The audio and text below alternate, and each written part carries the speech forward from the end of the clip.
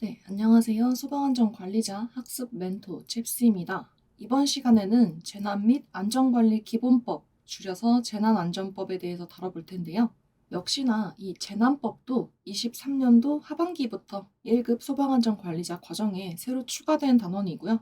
아마도 출제가 된다면 출제 비중으로는 한두 문제 정도이지 않을까 예상되지만 우리는 재난법도 버리지 않고 모두 챙겨가서 1등 합격을 노려보도록 하겠습니다. 네, 그러면 2024 1급 소방안전관리자 찐정리 재난안전법 바로 들어가 보겠습니다. 먼저 이 재난법의 목적입니다. 이 재난법은 너무 당연하게도 각종 재난으로부터 우리나라와 또 국민들을 지키기 위해서 만들어졌겠죠.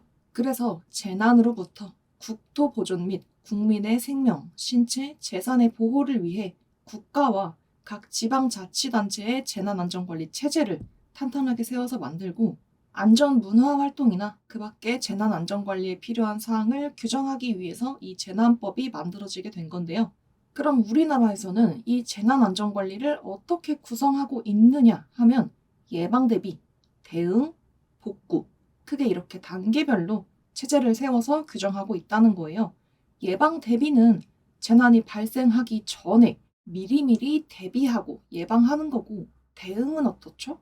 재난이 발생을 해버렸다. 지금이 재난 상황이에요. 그러면 거기에 맞게 대응을 해야겠죠?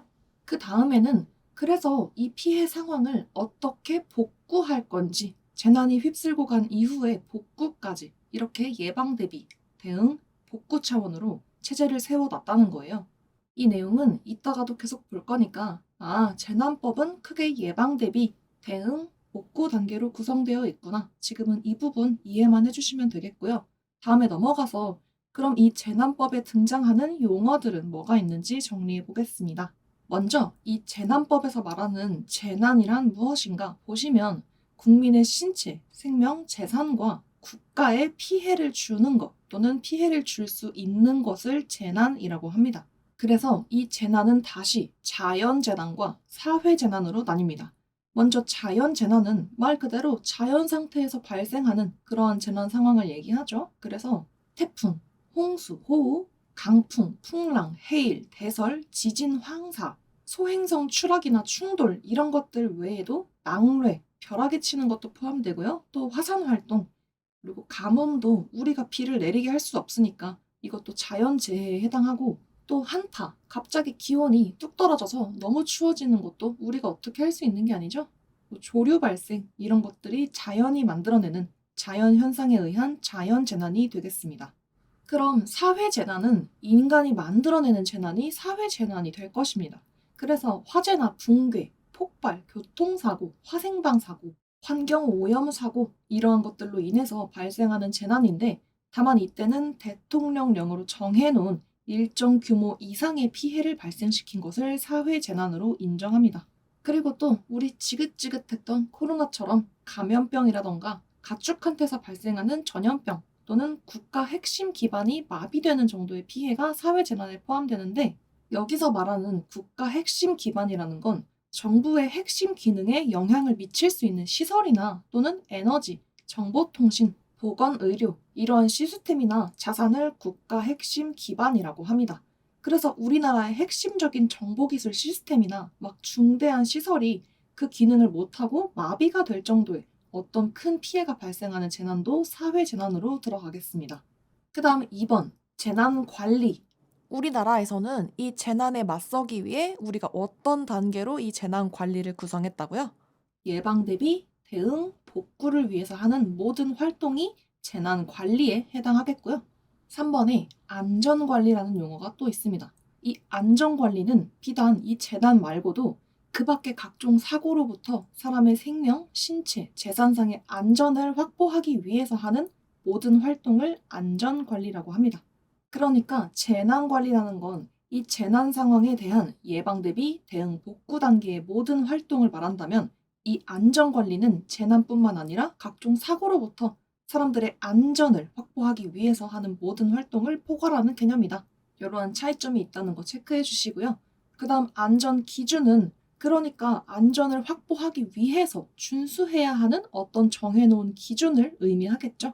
그래서 각종 시설이나 물질 등을 제작하거나 유지관리하는 과정에서 안전을 확보할 수 있도록 그 제작이나 유지관리 과정에서 적용해야 하는 기술적인 기준을 체계화한 것이 안전기준이 되겠고요. 이 안전기준을 어떤 분야에 어떤 범위만큼 기준을 만들어서 적용해야 하는지 이러한 굵직한 사항은 대통령령으로 정합니다.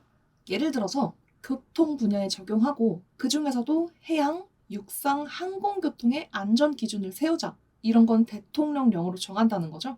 그래서 참고적으로 그 안으로 들어가는 각각의 해양 밑으로는 육상 밑으로는 항공 밑으로는 이렇게 세부적인 사항을 정하는 건 행안부령에 따르지만 이렇게 그냥 통짜로 교통에 대한 안전기준 세워 이거는 대통령령으로 정한다. 자, 그 다음에 보실 5번과 6번은 이름이 비슷해서 헷갈리지 않도록 잘 정리해 주셔야 되겠는데요. 먼저 5번에 재난관리 주관기관이 있습니다.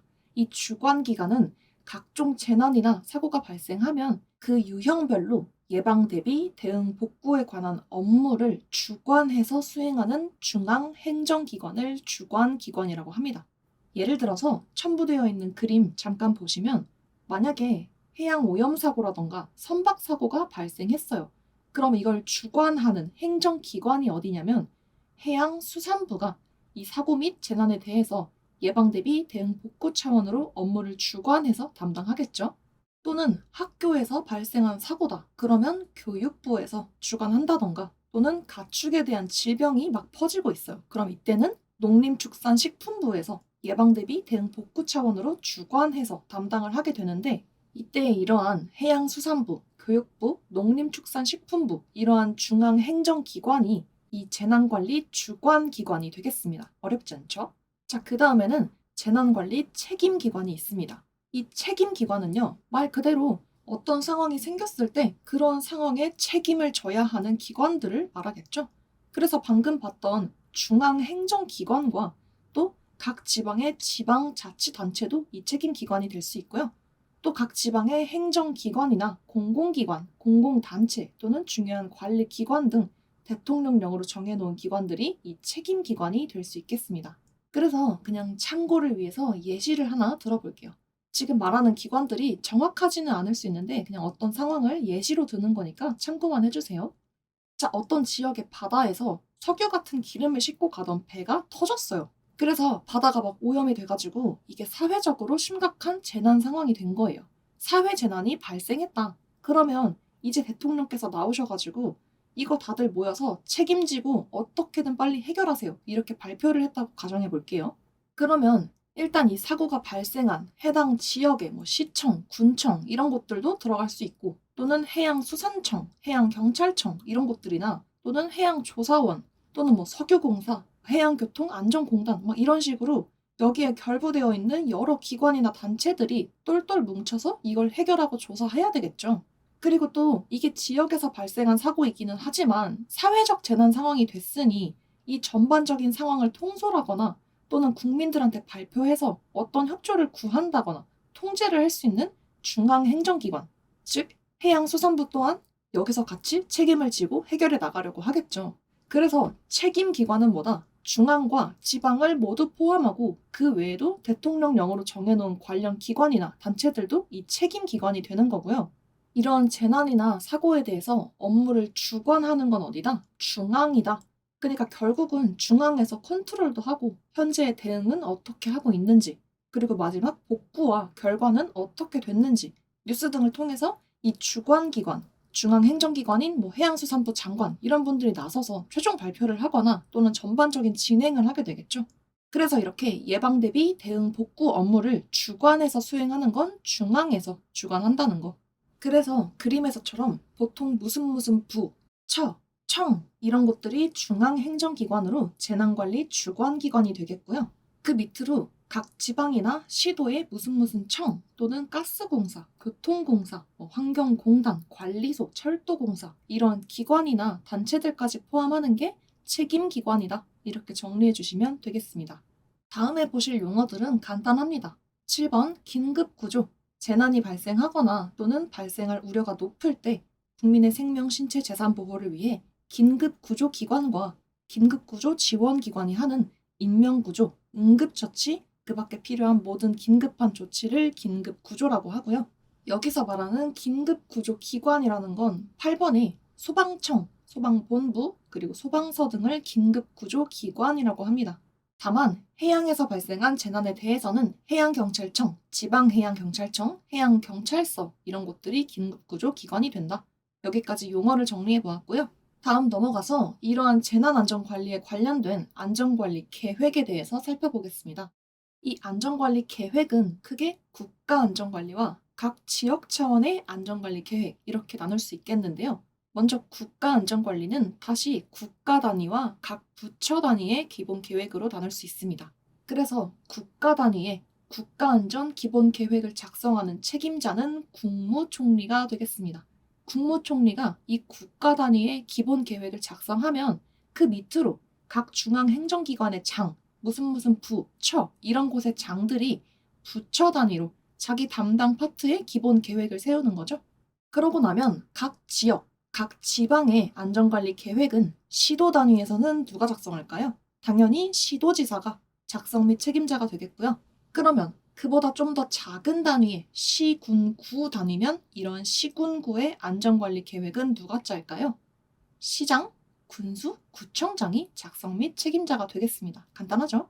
이러한 국가안전관리 기본 계획과 그걸 어떻게 집행할지 그 집행계획 그리고 시도 및 시군구의 안전관리 계획은 민방위 계획 중에서도 재난관리 분야에 속하는 걸로 보고 국가안전관리 기본 계획에는 재난에 대한 대책 그리고 생활, 교통, 산업, 범죄, 식품 안전이나 취약계층 및 그 밖에도 이에 준하는 안전관리에 관한 대책을 포함해서 작성해야 하겠습니다.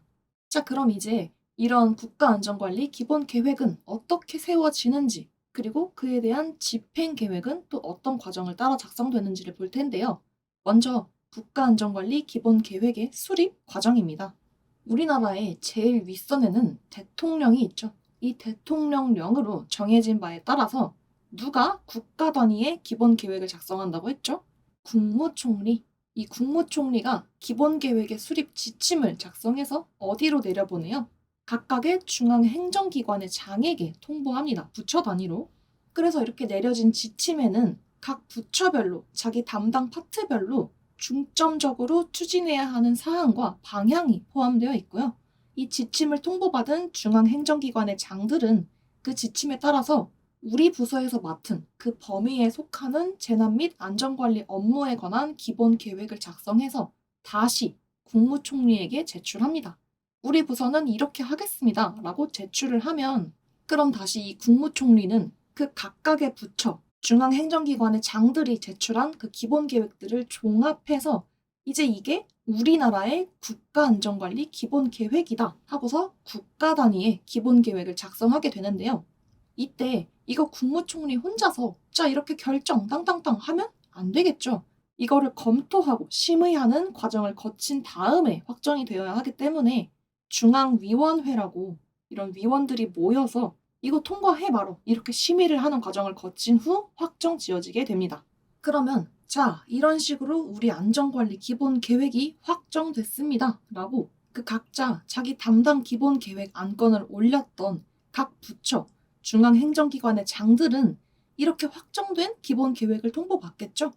이번에 내가 써서 올린 거 무사히 잘 통과됐네 하고서 확정된 사항을 통보받으면 이제 이 중앙행정기관에서는 우리 밑으로 쭉 줄지어 있는 각 책임기관의 장들에게 소관사항들을 다시 통보해서 내려보냅니다. 그러니까 뭐 예를 들어서 중앙행정기관인 교육부에서 확정된 기본 계획을 딱 받으면 그 밑으로 책임기관인 각 시도의 교육청이라던가 또는 산하 책임기관으로 내려보낸다는 거죠. 그래서 이러한 과정에 따라서 국가안전관리 기본 계획이 세워지고요. 다음, 그러면 이렇게 세워진 계획에 따라서 집행을 해야 되겠죠? 그러한 집행계획 과정을 보겠습니다. 이 집행계획의 스타트는 중앙행정기관의 장에서부터 시작합니다. 중앙행정기관의 장이 아까 확정돼서 받은 기본 계획에 따라서 이 소관 업무에 관한 집행계획을 작성하고요. 그러면 이때도 조정위원회의 심의를 거쳐서 국무총리의 최종 승인을 받아 집행계획을 확정시킵니다. 이렇게 집행계획이 확정되면 이걸 행안부 장관, 행안부 장관은 저번 시간에 얘기한 것처럼 중앙재난안전대책본부의 본부장이기도 하기 때문에 행안부 장관에게 집행계획을 얘기하고 또 그 외에도 각 지방의 시도지사나 또는 재난책임기관의 장들에게도 다 알려야 합니다. 그러면 이렇게 통보를 받은 재난책임기관의 장들은 그에 따른 세부 계획을 작성해서 시도지사와 협의한 후 소속된 중앙행정기관의 장에게 승인을 받아서 이 계획을 확정합니다. 그러니까 책임기관에는 넓게 보면 중앙행정기관도 포함되기는 하지만 일반적으로는 중앙행정기관이 약간 상위 단계고 그 산하에 책임기관이 들어간다고 이해를 해주시는 게 편할 거예요. 그래서 중앙행정기관, 예를 들어서 교육부로 예를 들자면 중앙인 교육부에서 집행계획을 짜서 위원회에 심의도 통과하고 또 국무총리의 승인도 받아서 확정을 지으면 일단 행안부 장관에게 전달하고요. 이제 그 밑으로 각 지역의 시도지사나 또는 인천시 교육청, 서울시 교육청 이러한 각 지역의 관할 교육청이나 또는 무슨 교육부서 이런 책임기관으로 내려보내진다. 그러면 이렇게 통보받은 책임기관에서는 우리 지역을 담당하는 시도지사랑 협의를 한 다음에 우리가 소속된 그 중앙기관의 장에게 승인을 받아서 이 집행계획을 확정짓게 된다. 이러한 흐름으로 봐주시면 되겠습니다. 자, 그럼 다음으로 넘어가서 이제는 우리가 이 재난에는 예방 대비, 대응, 복구 단계로 맞서게 된다고 했잖아요. 이때 이 각각의 단계에서 동반되는 활동들을 하나씩 살펴보겠습니다. 자, 재난이 발생하기 전에 미리미리 뭐부터 하죠? 예방 대비부터 한다. 그래서 첫 번째로 재난의 예방 대비를 보겠습니다. 재난관리 책임기관의 장은 우리가 맡은 우리 소관 업무 담당 분야에서 재난 발생 방지를 위해 다음에 재난 방지 조치를 해야 합니다. 우선 재난 방지 조치 누가 한다고요? 중앙 아니죠? 책임기관입니다. 이러한 재난 방지 조치는 중앙 혼자서 하는 게 아니라 재난에 대해서 미리 대비해야 하는 모든 책임기관의 장들이 모두 다 포함되기 때문에 이러한 책임기관의 장들은 우리 담당 분야에 대해서 재난 방지 조치를 해야 하는데 여기에는 재난 예측 및 예측 정보 체계를 구축하고 이용 제공할 수 있어야 하겠죠. 지진, 해일, 나기 전에 미리 예측해야 하겠고 또 이러한 재난에 대응할 수 있는 조직을 구성해서 정비해 놓고 있어야 하겠습니다. 그리고 재난 발생에 대비해서 사람들한테 교육 훈련도 하고 예방 관련해서 홍보도 해야 되겠고요. 재난 발생 위험이 특별히 더 높은 분야가 있다. 그러면 그에 대한 안전관리 체계를 구축해 놓아야 하겠습니다. 그 외에도 재난 방지 시설이 제 역할을 할 수 있도록 점검과 관리를 평소에 꾸준히 잘 해놔야 되겠고 또 국가 핵심 기반이 무너지거나 마비되지 않도록 관리하고 특정 관리 지역에 대해서는 조치를 해놓고 또 재난 관리 자원도 평소에 관리를 해놔야 되겠습니다. 이 재난 관리 자원이라는 건 재난이 발생하면 수습을 할 때 써야 하는 물자나 자원 등을 얘기하는데요. 나중에 당장 급할 때 이 재난 관리 자원이 없거나 부족해서 곤란한 일이 생기지 않도록 평소에도 미리미리 확보해 두면 좋겠죠. 그리고 그 밖에도 재난 예방을 위해서 필요하다고 인정되는 사항들을 포함해서 이러한 재난 방지 조치를 미리 예방 대비 단계에서부터 해두어야 되겠고요. 이러한 재난 방지 조치를 해야 하는 책임이 있는 건 각 책임기관의 장에게 있다. 다음, 행안부 장관은 효율적인 재난 관리를 위해서 국가 재난관리 기준을 제정 및 운영해야 하겠습니다. 그래서 그 기준 등이 뭐가 있는지는 아래쪽 내용을 쭉 한 번씩 읽어보시면 되겠는데 몇 개만 보자면 재난 분야의 용어나 표준을 잡는 거 또는 국민들한테 재난 경보를 막 울려가지고 뿌린다면 그러한 경보 발령에 대한 기준이라던가 또는 관계된 기관들 간의 상호 협력 방안 이러한 기준, 표준, 틀을 잡는 게 누구다? 행안부 장관이다. 왜냐면 이 행안부 장관이 중앙재난안전대책본부의 본부장이기 때문에 행안부 장관이 기준을 잡고 좀 전에 봤던 각 책임기관의 장들은 내 담당 분야에 대한 재난 방지 조치를 마련해야 한다. 이렇게 구분해서 등장인물들 잡아주시고요. 다음 넘어가서 재난 분야 위기관리 매뉴얼의 작성 및 운용을 보겠습니다. 효율적인 재난 관리를 위해서 발생한 재난의 유형에 따라 각각의 매뉴얼이 있는데 책임기관의 장들, 그러니까 중앙부터 지방, 각 단체들에 이르기까지 책임이 있는 책임기관의 장들은 이러한 매뉴얼에 따라서 활동하고 서로 연계될 수 있도록 해야 한다. 막 재난 발생하면 우왕좌왕하면서 주먹구구식으로 해결하려고 하지 말고 미리 이 매뉴얼을 만들어서 거기에 따르자 이런 내용이죠. 그래서 이 매뉴얼에는 크게 표준 매뉴얼과 대응에 필요한 실무 매뉴얼, 그리고 현장에서 써야 하는 행동 매뉴얼 이렇게 세 가지가 있습니다. 먼저 가장 큰 틀입에는 표준 매뉴얼은 누가 작성하냐면 재난관리 주관기관의 장이 작성합니다. 그러니까 외교부, 국방부, 보건복지부 이런 주관기관에서 임무, 역할 이런 것들을 규정하는 표준 매뉴얼을 작성하면요. 이 표준이 그 다음 매뉴얼인 실무 매뉴얼의 토대가 됩니다. 그래서 실무 매뉴얼은 주관기관의 장과 또 거기에 관련되어 있는 관계기관의 장이 작성을 하는데, 그러면 이 주관기관의 장들은 표준 매뉴얼도 만들고 실무 매뉴얼도 만들어야 되겠죠? 그래서 이 주관기관의 장은 표준과 실무 매뉴얼을 통합해서 작성할 수도 있습니다. 그래서 이 표준 매뉴얼에서 역할, 임무, 기능 이런 걸 정했다면 그 기능과 역할에 따라서 실제 대응에 필요한 조치 사항이나 절차를 이 실무 매뉴얼에서 규정하고요.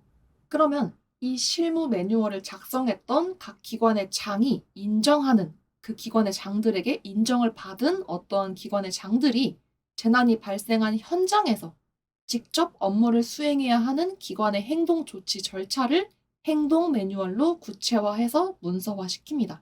그러니까 실무 매뉴얼을 작성했던 그 기관의 장들에게 인정을 받은 행동파 우두머리들이 이 현장에서 수행하는 행동 절차를 행동 매뉴얼로 구체화시킨다. 그래서 기능과 임무, 역할을 규정하는 표준 매뉴얼이 있고, 이 표준에 따라서 대응에 필요한 조치와 절차를 실무 매뉴얼로 규정하는데, 가장 큰 틀인 표준은 주관기관의 장이 작성하고, 그 다음 절차인 실무 매뉴얼은 주관기관의 장과 관계되어 있는 기관의 장이 작성한다. 그리고 마지막으로 현장에서 해야 하는 행동 매뉴얼은 그 상위 단계인 실무 매뉴얼을 작성했던 기관의 장들이 지정한 그러한 기관의 장들이 작성하는데, 이 행동 매뉴얼에서는 직접 현장에서 임무를 수행하는 기관에서 해야 하는 행동 조치를 정한다. 이렇게 표준, 실무, 현장 매뉴얼까지 살펴봤고요. 여기까지 재난 방지 조치와 위기관리 매뉴얼이 크게 재난의 예방, 대비 단계에서 하는 활동이 되겠습니다. 다음으로 넘어가서 재난의 대응 단계를 보겠습니다. 지금 우리가 재난법에 대해서 배우고 있는데, 이러한 대응을 어떨 때 할까요? 바로 재난이 이미 발생했어요. 자연재해가 엄청 크게 일어났던지 아니면 무슨 대역병이 퍼지던지 하는 이런 어떤 재난이 발생했는데, 이에 대해서 그래, 지금 이 정도 규모면 우리가 이거를 재난 상황이라고 사람들한테 대대적으로 선포하자. 이렇게 재난사태 선포가 이루어지면 이제 그에 대해서 공식적인 어떤 조치와 대응들이 이루어지겠죠. 그래서 재난의 대응 단계에서 이루어지는 대표적인 활동에는 재난사태 선포가 포함되어 있습니다. 선포하고 대응한다. 그래서 이 재난사태 선포가 어떠한 과정을 통해 이루어지는지를 보기 전에 간략하게 등장인물들과 또 등장하는 집단에 대해서 먼저 좀 정리를 하고 들어가 볼게요. 먼저 우리가 저번 초고층법에서도 잠깐 봤던 대책본부라는 집단이 있습니다. 이 대책본부는 중앙과 지방으로 나뉘는데, 그 중에서도 가장 작은 단위가 시군구 단위일 때 그 시군구에 본부장이 있었고, 그 위로 더 큰 지방의 단위에서 시도의 대책본부장이 시도지사라고 했었죠. 그리고 이런 각 지방에서의 이슈들보다 더 큰 규모의 이슈가 발생했어요.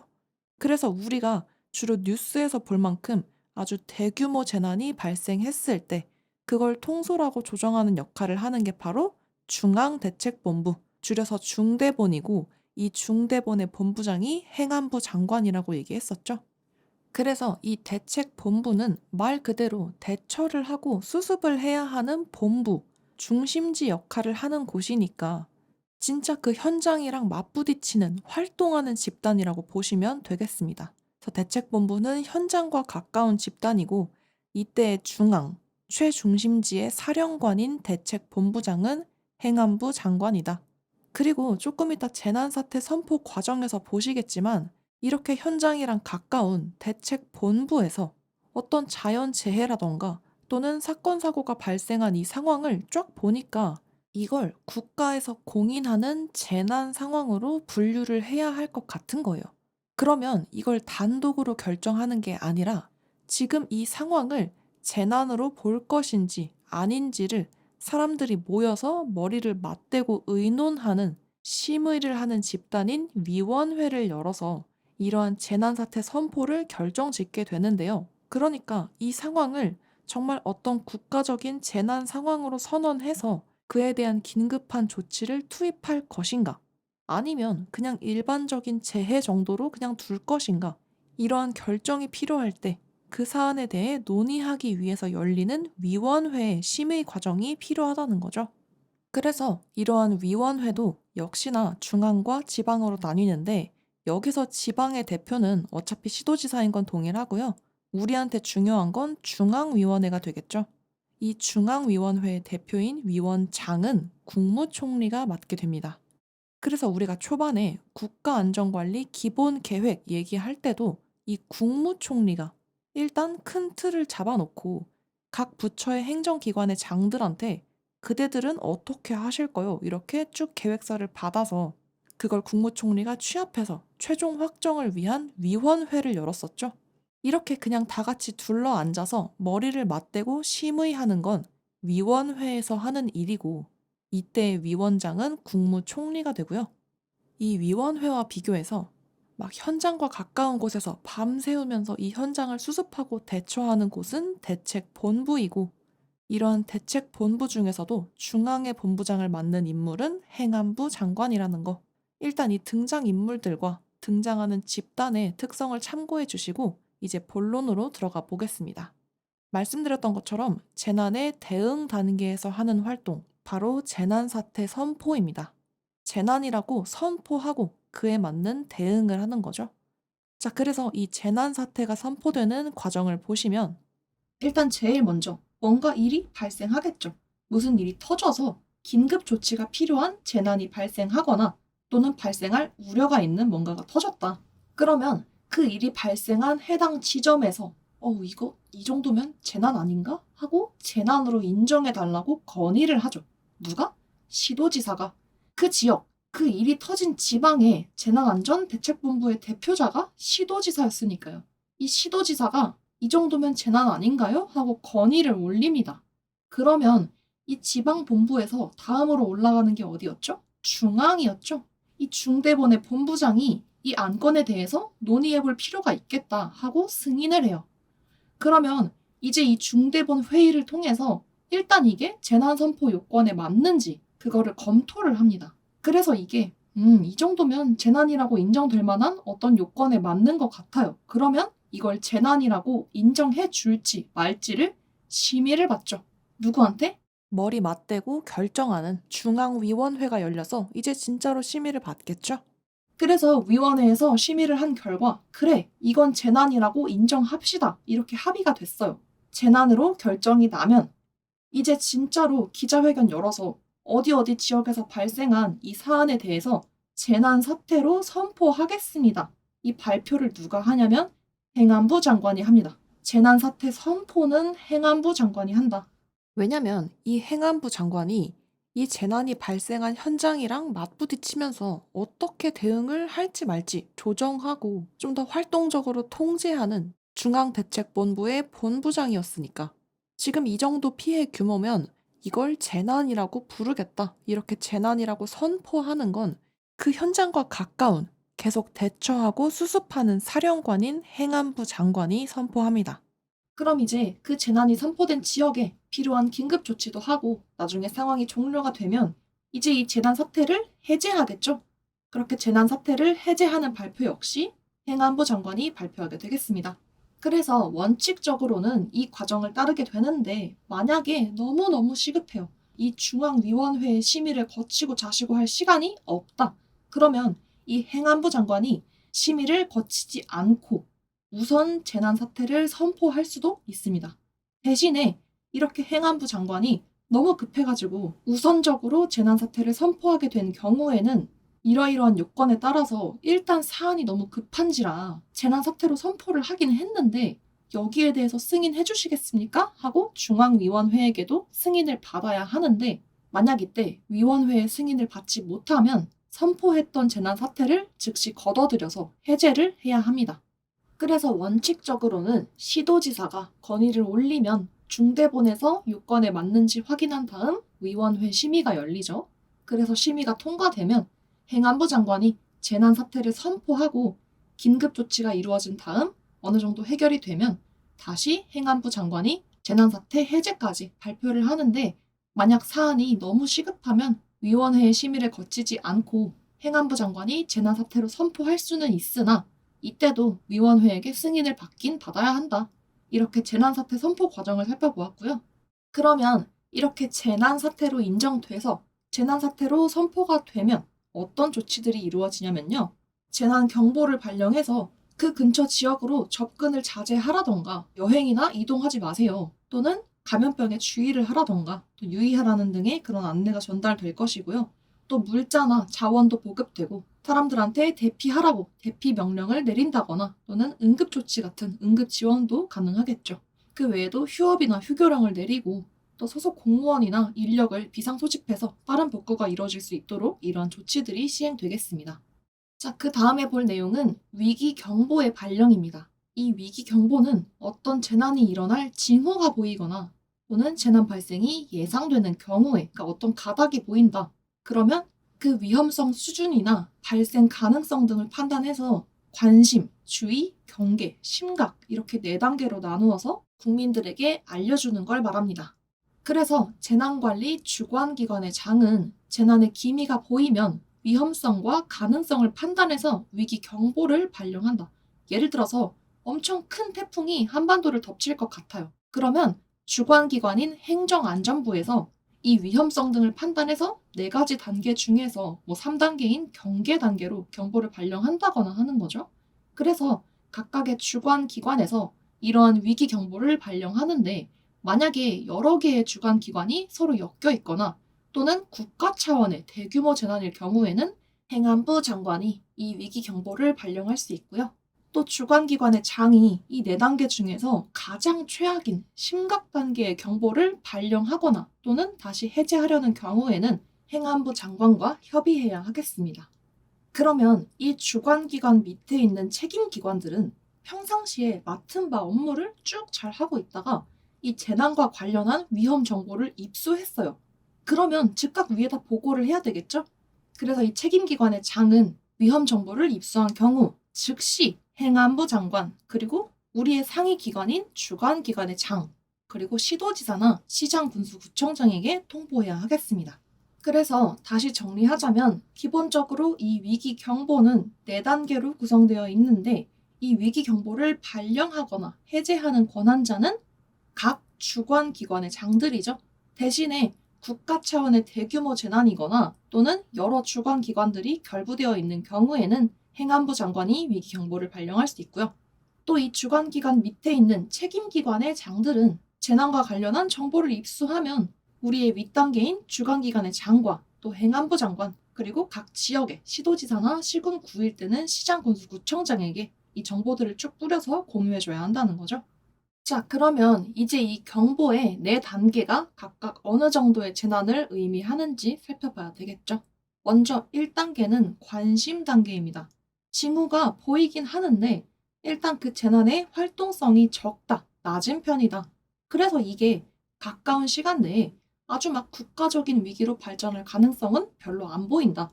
그러면 이때는 그냥 싸가지가 좀 보이긴 하지만 관심 가지고 지켜보자 해서 관심 단계의 위기 경보를 발령하고, 이때의 대응은 징후 활동이 없는지 계속 지켜보면서 감시하는 대응을 하게 됩니다. 이때 색깔로는 무슨 색이죠? 파란색이다. 관심 단계고요. 다음 2단계는 주의 단계입니다. 이때는 징후 활동이 비교적 활발한 편이에요. 그래서 이게 국가적 위기로 발전할 가능성이 일정 수준 이상으로는 나타나고 있다. 이거 국가적 위기로 옮겨갈 수도 있겠는데? 일정 수준의 경향이 보이면 이때는 2단계인 주의 단계 경보를 발령하고요. 이때는 그럼 우리 쪽에 어떤 카드가 준비되어 있는지 대비 계획을 점검합니다. 2단계는 주의 단계고 대비 계획을 점검한다. 색으로는 노란색으로 표현합니다. 그 다음 3단계는 경계 단계예요. 징후 활동이 매우 활발하다. 그래서 전개 속도나 경향성을 봤을 때 얘는 국가적 위기로 발전할 가능성이 농후한 거예요. 얘는 가만두면 이거 국가적 위기로 발전하겠다. 그럼 이때는 어떻게 해요? 바로 전투 태세에 돌입할 수 있어야 되겠죠? 그래서 즉각 대응 태세에 돌입합니다.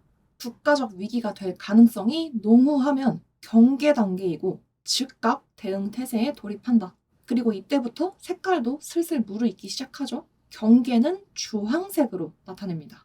마지막 4단계, 심각 단계입니다. 징후 활동이 매우 활발하고 이 전개 속도나 경향이 아주 심각한 수준으로 이제는 거의 국가적 위기가 거의 확실시된 상태이다. 그러면 이때는 당장 대피시켜야 되겠죠. 그래서 대규모 인원을 피난시키고요. 색깔은 빨간색으로 나타냅니다. 그래서 위기경보 발령은 관심, 주의, 경계, 심각 이렇게 4단계로 이루어져 있는데 이때 각각의 상태와 대응까지 꼼꼼하게 정리해 주시면 되겠고요. 이러한 위기 경보를 울리거나 또는 재난 사태라고 선포하는 거 재난안전관리 중에서 대응 단계에서 동반되는 활동이었습니다. 자, 그럼 이제 대응을 해서 어느 정도 정리가 되어 갑니다. 그러면 이 피해를 수습하는 복구 단계에 돌입해야 되겠죠. 재난안전관리 중에서 복구 단계에서 이루어지는 활동, 바로 대통령이 이제 이 지역을 특별 재난 지역이라고 지정해서 나라에서 지원해 드리겠습니다 하는 게 이 복구 단계에서의 활동이라고 미리 봤었죠. 그래서 다음 부분 재난의 복구 파트를 보시면 특별 재난 지역의 선포가 등장하고 있습니다. 자, 이 특별 재난 지역을 선포하는 권한자 바로 대통령이 되겠고요. 우리 왜 코로나19 때도 대구 경북 지역에 대해서 대통령의 특별 재난 지역 선포가 있었죠. 또는 홍수나 집중호우로 침수 피해가 심각하게 발생한 지역에 대해서도 이렇게 특별 재난 지역으로 선포해서 그 지역에 대해서는 복구 비용을 지원하거나 또는 세금 감면 같은 혜택을 제공함으로써 해당 지역의 복구 과정에 도움을 주게 됩니다. 자, 그래서 이 특별 재난 지역을 선포하는 권한자는 대통령인데요. 이 대통령이 우리나라 전국에서 발생하는 모든 피해 규모나 재난을 전부 다 꿰고 있기는 조금 어렵겠죠. 그래서 재난안전대책본부가 지역에서부터 중앙으로 그리고 중앙에서 대통령에게로 이렇게 여기 이 지역에서 이런 재난과 피해가 발생했는데 특별 재난 지역으로 선포해 주시겠어요? 하고 건의를 올리고 요청을 합니다.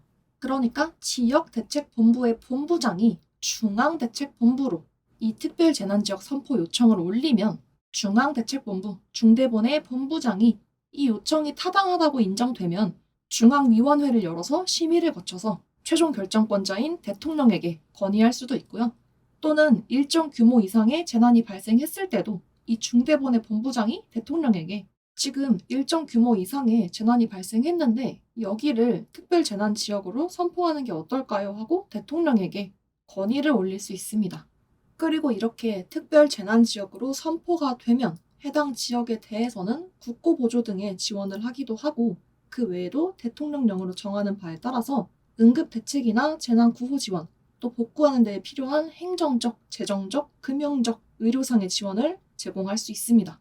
자, 그럼 이 특별 재난으로 인정되는 범위, 일정 기준이 또 있어야 되겠죠? 그 범위를 보시면 첫 번째는 자연현상에 의해 발생한 자연재난으로서 국고지원 대상인 피해 기준금액의 2.5배를 초과하는 피해가 발생한 재난이라면 특별 재난으로 인정된다. 다시 말해서 자연재난인데 어떤 기준치의 2.5배를 초과해서 피해가 발생했다. 그러면 이때는 특별 재난이라고 인정되는 범위에 속하게 됩니다. 그 다음 역시나 자연재난인데 이때는 그게 발생한 그 지역이 무슨 읍, 면 이런 읍, 면, 동 단위일 때는 기준치의 4분의 1을 초과하는 피해가 생긴 재난일 때 특별 재난으로 들어갈 수 있습니다. 그 다음은 사회재난일 때예요. 어떤 사고라던가 화재 또는 기반 시설이 마비될 정도의 피해, 전염병 이러한 사회재난일 때는 해당 재난이 발생된 지방자치단체 혼자서는 행정적으로나 재정적으로 그 지역 혼자서는 수습이 곤란해서 국가 차원에서 도와줘야만 하겠다고 인정되는 재난이 발생했다. 이러한 경우에 특별 재난이 될 수 있겠습니다. 그 외에도 효과적인 수습이나 복구를 위해서 역시나 국가 차원에서 특별한 조치가 필요하다고 인정되는 재난이 이러한 특별재난의 범위에 들어가서 특별재난 지역으로 인정받을 수 있겠습니다. 그래서 결과적으로 이런 범위에 속해서 대통령이 이 지역을 특별재난 지역으로 선포하면 그에 대한 구체적인 범위를 정해서 알리는 건 중앙대책본부의 본부장이 구체적인 범위를 정해서 공고해야 합니다. 이제부터 이 지역을 특별재난지역으로 선포한다. 이거는 대통령이 하고 그 중에서도 여기부터 여기까지, 이것부터 이것까지 이 구체적인 범위를 정하는 건 중대본의 본부장이 한다. 자, 그래서 오늘의 내용들을 쭉 다시 읽어보시면 내용을 이해하는 것 자체는 그렇게 어렵지 않은데 대신에 등장인물들이 좀 많았죠. 대책본부 본부장 또는 책임기관의 장, 아니면 주관기관의 장, 아니면 행안부 장관, 국무총리, 대통령 이렇게 정말 다양한 권한자들이 나오는데 이거를 좀 더 한눈에 보기 편하도록 제가 표로 정리해 보았습니다. 복습 삼아서 한번 빠르게 훑어볼게요.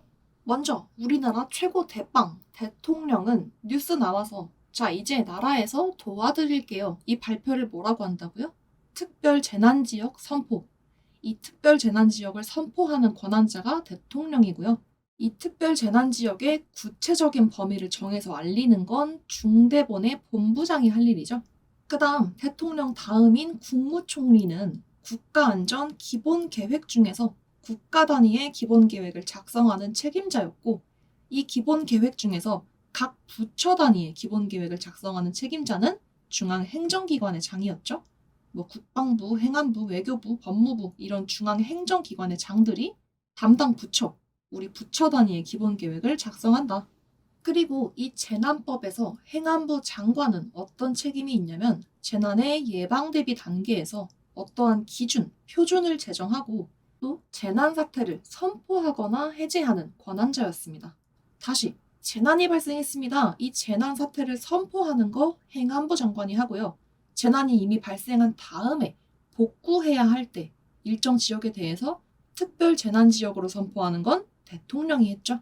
그 다음 재난 책임기관의 장이 있었어요. 이 책임기관은 말 그대로 어떤 사안에 대해서 책임이 있는 소속된 단체나 기관들이 이 책임기관에 해당하는데 이 책임기관의 장은 재난 발생을 방지하기 위한 방지 조치를 하고 또 어떤 위험 정보가 생기면 시도지사나 시장, 군수, 구청장 또 행안부 장관과 우리 상위 단계인 주관기관의 장에게 공유해야 하는 책임이 있었고요. 이 재난이나 사고에 대해서 업무를 주관하는 중앙행정기관과 같은 주관기관의 장은 대표적으로 위기경보를 발령하거나 해제하는 역할을 수행했습니다. 그래서 이 위기경보에는 환호주발, 관심, 주의, 경계, 심각 이렇게 4단계가 있었다는 거. 여기까지 재난법에서 등장하는 등장인물들의 역할과 기능 그리고 재난법에서 다루는 내용들을 같이 정리해 보았고요. 예제를 통해서 오늘의 내용들 체크해 보면서 마무리해 보도록 하겠습니다. 1번 문제입니다. 다음의 설명에 부합하는 용어로 알맞은 것을 고르시오. 재난의 예방 대비, 대응 복구를 위해 하는 모든 활동을 무엇이라고 하는가? 보기 보시면 비슷비슷한 말들이 있는데 몇 번일까요? 정답은 3번 재난관리가 되겠습니다. 이 재난을 관리하기 위해서 예방 대비부터 대응 그리고 복구하기까지 각 단계별로 나눠서 각 단계에서 이루어지는 모든 활동들이 있었죠. 그래서 이렇게 재난의 예방 대비, 대응 복구를 위해서 하는 모든 활동을 재난관리라고 한다. 다음 2번 문제. 다음에 빈칸에 들어갈 책임 및 권한자를 고르시오. 빈칸의 이 사람은 효율적인 재난관리를 위해서 재난 분야 용어 정의, 표준체계 정립, 재난 상황의 전파, 재난 발생 시 지휘통제 체제 마련 등 국가 재난관리 기준을 제정하고 운영해야 한다.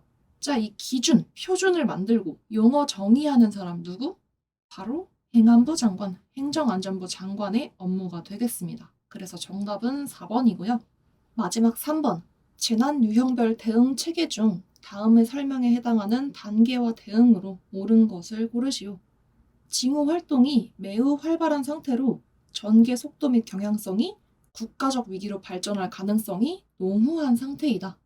자, 징후 활동이 매우 활발한 상태면 경계 아니면 심각 단계인데 국가적 위기로 발전할 가능성이 농후한 상태면 3단계인 경계 단계에 해당하죠. 그리고 이때부터는 즉각 대응 태세에 돌입해야 합니다. 그래서 오렌지에 해당하는 경계 단계가 되겠고요. 이와 비교해서 만약에 이 경계 단계보다 상태가 더 심각해요. 가능성이 농후한 정도가 아니라 이제는 이게 거의 뭐 국가적 위기가 되는 게 확실시된 상태다. 확실하다. 그러면 이때는 빨간불 심각 단계가 되고요.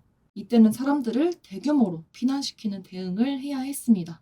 그래서 문제에서는 가능성이 농후한 상태라고 했기 때문에 정답은 3번 경계 단계가 되겠습니다. 자, 이렇게 이번 시간 재난 및 안전관리 기본법 마무리해 보고요. 영상이 도움이 되셨다면 좋아요와 구독 한 번씩 눌러주시고 예쁜 댓글들 남겨주시면 감사드리겠습니다. 영상에서 사용하는 찐정리 교재는 현재 각 서점을 통해 절찬리 판매 중입니다. 영상 하단 더보기란에서 구매처 링크를 확인해 주시거나 또는 교보문고, 알라딘, 예스24 같은 서점 사이트에서 찐정리로 검색하셔서 구매해 주실 수 있습니다. 네, 그럼 이번 시간도 정말 고생 많으셨고요. 저는 다음 영상에서 다시 뵙겠습니다. 감사합니다.